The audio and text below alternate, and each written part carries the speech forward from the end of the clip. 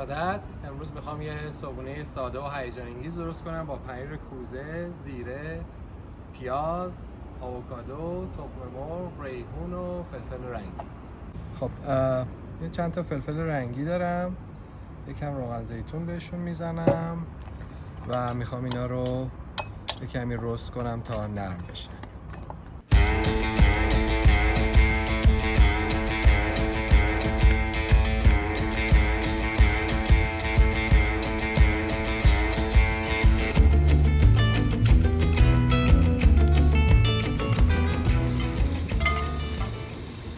ته ظرفم یکم روغن زیتون دارم. اول پیاز رو اضافه میکنم که روغن زیتون با پیاز آغشته بشه، یعنی در حقیقت پیاز روغن زیتون رو به خودش بگیره. حالا پنیر کوزه رو اضافه میکنم بهش. پنیر کوزه یه چیزی مثل پارمزان ایرانیه. زیره میریزم. این ترکیب منو میبره به 35 سال پیش. پنیر کوزه محلی با این ترکیب. کمی فلفل چیلی، یه نون خمیر ترش دارم که برای این ساندویچ میخوام استفاده کنم.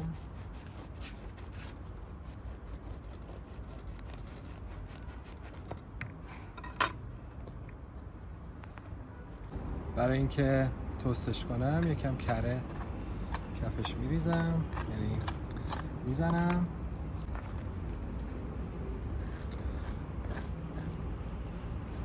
اونو که با کره توست میکنی خیلی موقع خوردن لذت بخشه. حالا فارغ از طعم کره نسبتاً ترد و کریسپی میشه.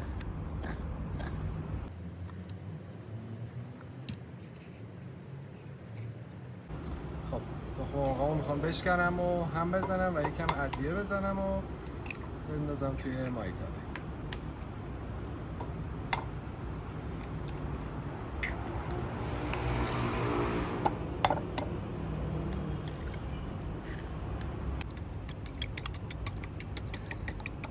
تخم مرغامو کامل هم میزنم که یه دست بشه. کیف ادویه‌های خودم روش میریزم، بازم هم میزنم.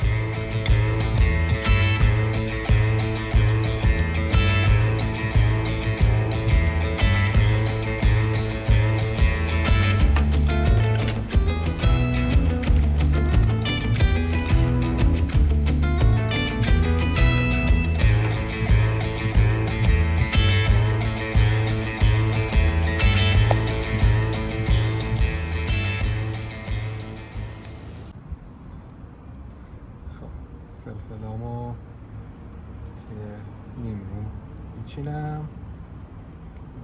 یه طرفش رو میخوام تا کنم.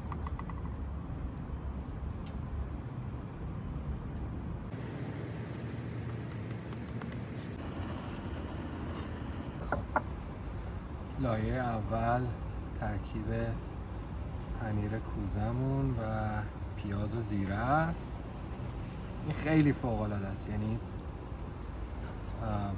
البته نمیتونین خیلی نگهش دارین به خاطر اینکه پیازش خراب میشه، ولی 2-3 روز توی یخچال میمونه و واقعا طعمش بی‌نظیره.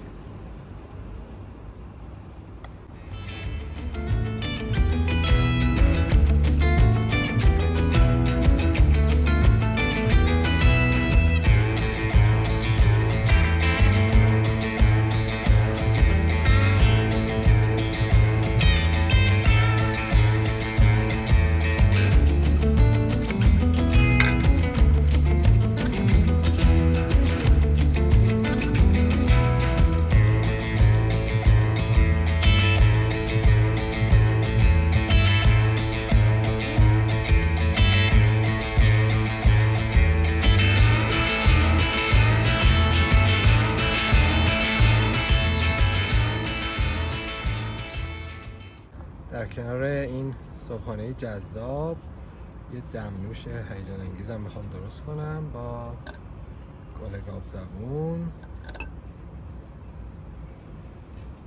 چای ترش،